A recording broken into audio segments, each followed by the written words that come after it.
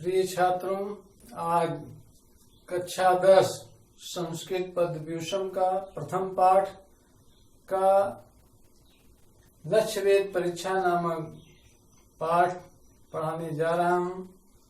उसको अर्थ को ध्यान से सुनो और समझो। देखिए, लक्ष्य वेद परीक्षा ये श्लोक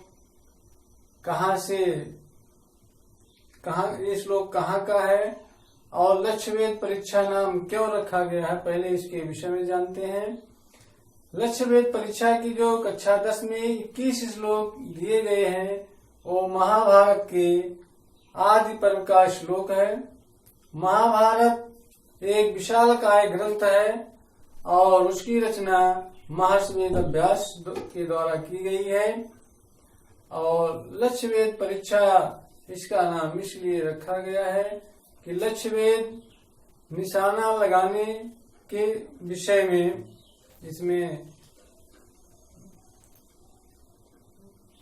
कौरवों और पांडवों की शिक्षा के लिए गुरु द्रोणाचार्य को नियुक्त किया गया था। गुरु द्रोणाचार्य ने कौरवों और पांडवों को अस्त्र और शस्त्र की शिक्षा प्रदान की और अपने द्वारा शिक्षा प्रदान कर देने पर अस्त्र और शस्त्र की शिक्षा उनको प्रदान करके उसके बाद उनकी परीक्षा लेनी चाहिए। और एक बनावटी गिद्ध पक्षी को एक वृक्ष के सबसे ऊपर रख दिया और क्रम से कौरवों और पांडवों को निशाना लगाने के लिए कहा गया। लेकिन उस परीक्षा में सब असफल हो जाते हैं, केवल अर्जुन ही उस गिद्ध पक्षी पर निशाना लगा पाते हैं। तो केवल अर्जुन ही उस परीक्षा में सफल होते हैं। तो बाद में गुरु द्रोणाचार्य के द्वारा अर्जुन के लिए कहा गया कि पांडवा नाम महारथम, किया पांडवों में तुम महारथी हो। तो पांडव और कौरवों को पढ़ाने के बाद कौरव 100 थे, पांडव 5। तो इतने राजकुमारों को कौरव और पांडव, कौरव 100 थे, पांडव 5। फिर भी इतनी संख्या होने पर केवल अर्जुन ही उनकी परीक्षा में सफल होते हैं। तो एक ही शिष्य को पाकर सफलता, उसकी योग्यता देखकर गुरु द्रोणाचार्य प्रसन्न होकर अर्जुन से गले लगाते हैं और उनको आशीर्वाद देते हैं कि तुम्हारे समान इस पृथ्वी पर कोई धनुर्धारी और नहीं है। और उनको पांडवा नाम महारथम यह सब वाक्य कहकर संबोधित करते हैं। तो इस प्रकार इसमें कौरव और पांडवों को अस्त्र शस्त्र की शिक्षा देना और उसके बाद उनकी परीक्षा लेना। तो उनकी परीक्षा निशाना लगाने की से संबंधित थी। निशाना लगाने, लक्ष्य वेद करना ही मुख्य था उनका। इसलिए इस पाठ का नाम रखा गया लक्ष्य वेद परीक्षा। कि कौरव और पांडवों को अस्त्र और शस्त्र की शिक्षा देने के बाद उनकी परीक्षा लेते हैं। लक्ष्य वेद करने की परीक्षा ली जाती है गुरु द्रोणाचार्य के द्वारा। यही मुख्य है, इसलिए इसका नाम लक्ष्य वेद परीक्षा रखा गया है। और इसमें 21 श्लोक है। आज 2 श्लोकों का अर्थ बताने जा रहा हूँ। सबसे पहले उसका उच्चारण सुनिए, उसके बाद उसके अर्थ को समझिए। तो इसका उच्चारण है तांस तु सर्वान् समानि सर्वविद्यास्त्र शिक्षितान् द्रोणः प्रहरण ज्ञानी जिज्ञासु पुरुषार्थभा कृत्रिमं भाषमारोप्य वृक्षाग्रे शिल्पिभिः अभिज्ञातं कुमाराणां लक्ष्यभूतमुपादिशत्। उच्चारण पुनः देखें। तांश तु सर्वान् समानीये सर्वविद्यास्त्र शिक्षितान् द्रोणः प्रहरण ज्ञाने जिज्ञासु पुरुषार्थभा कृत्रिमं भाषमारोप्य वृक्षाग्रे शिल्पिभिः कृतम् अविज्ञातं कुमाराणां लक्ष्यभूतमुपादिशत्। इस प्रकार उच्चारण के बाद इसके शब्दार्थ को देखिए। प्रहरण ज्ञाने, पहले ये समझ लीजिए कि गद्य में और पद्य में क्या अंतर है। गद्य में शब्दार्थ क्रम से अर्थ लग जाता है वाक्य के अनुसार, लेकिन शब्दों में, पद्य में जो शब्द होते हैं वो छंदोबद्ध होते हैं, छंद के क्रम से होते हैं और उसका अर्थ अन्वय के अनुसार लगाया जाता है। अन्वय में कर्ता क्रिया कर्म क्रमबद्ध रखे जाते हैं, जिससे उसका अर्थ स्वतः स्पष्ट हो जाता है। इसलिए पद्य में शब्द जो होते हैं छंदोबद्ध होते हैं, उसके अर्थ को लगाने के लिए अन्वय के क्रम में अर्थात कर्ता क्रिया कर्म के विशेषण के अनुसार क्रमबद्ध रखा जाता है। तो इसलिए अन्वय, इसका देखिए, इसके पहले शब्दार्थ को जानते हैं फिर अर्थ। प्रहरण ज्ञानी, इसका अर्थ है निशाना लगाने के विषय में। जिज्ञासु माने जानने की इच्छा रखने वाले। पुरुष अर्थवा है पुरुष धन ऋषभ। पुरुष माने पुरुष, ऋषभ माने श्रेष्ठ। पुरुषेषु ऋषभ, इसका समास अगर करें तो पुरुषेषु ऋषभ, पुरुषों में श्रेष्ठ, सप्तमी तत्पुरुष समास। द्रोणा माने गुरु द्रोणाचार्य। सर्व विद्यात्र शिक्षकान, सर्व माने सभी विद्याओं और अस्त्र की शिक्षा प्राप्त किए हुए।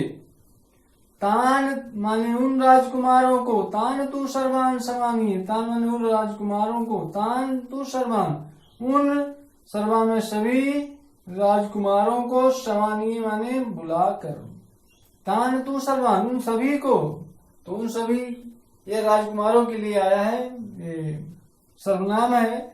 तो तान तू सर्वान उन सभी अर्थात राजकुमारों को, समानी माने बुलाकर, शिल्प भी माने कारीगरों के द्वारा, कृतम माने बनाया हुआ, शिल्प भी कृतम कारीगरों के द्वारा बनाया गया। क्या? कृत्रिमम भाषम। कृत्रिमम माने बनावटी, जो असली ना हो, बनाया गया हो। भाषम माने गिद्ध पक्षी को। वृक्षाग्रे माने वृक्ष की चोटी पर, वृक्ष के अग्रभाग पर, सबसे ऊपर वाले भाग पर। आरोप माने रखकर। कुमाराणाम राजकुमारों के। अभिज्ञातम माने बिना जानकारी में, बिना बताए हुए। लक्ष्य भूतम उपादिशद, लक्ष्य वेद करने के लिए कहा गया। तो इसका अर्थ हो गया प्रहरण ज्ञाने जिज्ञासु। अब इसमें इस श्लोक में जब द्रोणाचार्य ने कौरव और पांडव राजकुमारों को अस्त्र और शस्त्र की शिक्षा प्रदान कर दी, तब उनकी परीक्षा लेने जा रहे हैं। और अब इसमें एक शब्द आया है अस्त्र और शस्त्र। अस्त्र किसे कहते हैं, शस्त्र किसे कहते हैं? अस्त्र होता है जो हाथ से छोड़कर प्रहार किया जाए, जैसे धनुष बाण होता है, बाण को धनुष पर चढ़ाकर छोड़ा जाता है।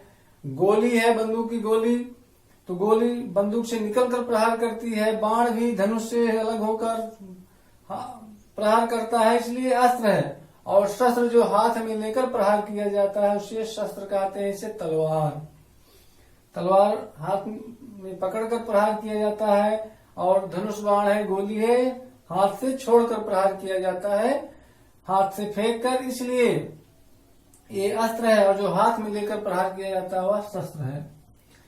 तो प्रहरण ज्ञाने जिज्ञासु, जब गुरु द्रोणाचार्य ने कौरव और पांडवों को शिक्षा प्रदान कर दी, तो प्रहरण ज्ञाने जिज्ञासु पुरुषर्षभा द्रोणा। तो प्रहरण ज्ञाने जिज्ञासु, निशाना लगाने के विषय में जिज्ञासु माने जानने की इच्छा रखने वाले। कौन? पुरुषर्षभा द्रोणा। अब यहाँ पुरुषर्षभा जो है द्रोणाचार्य, गुरु द्रोणाचार्य, द्रोणा शब्द जो है उसका विशेषण है। द्रोणाचार्य थे, लेकिन कैसे थे? पुरुषों में श्रेष्ठ थे। पुरुषर्षभा, पुरुषों में श्रेष्ठ।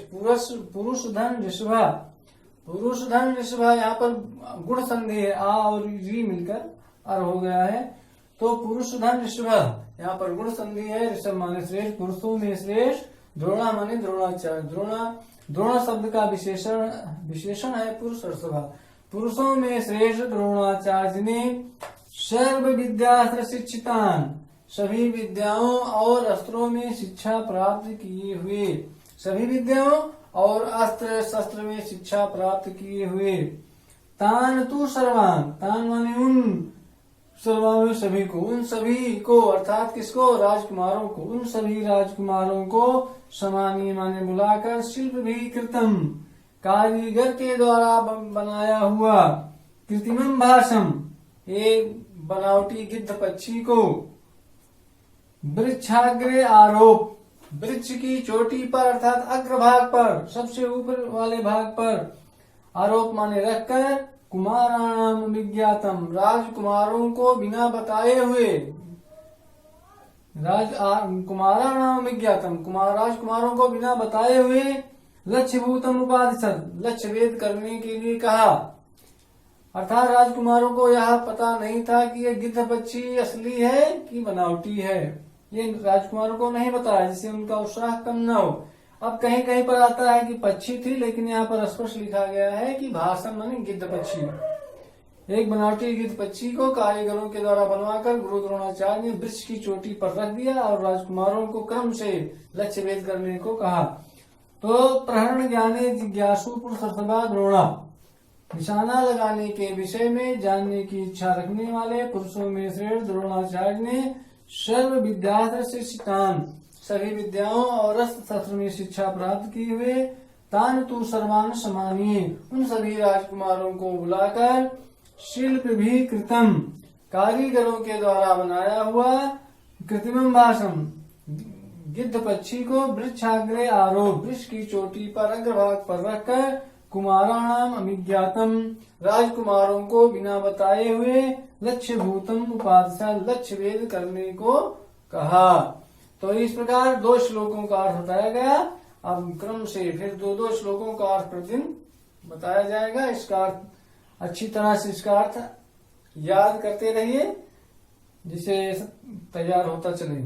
धन्यवाद।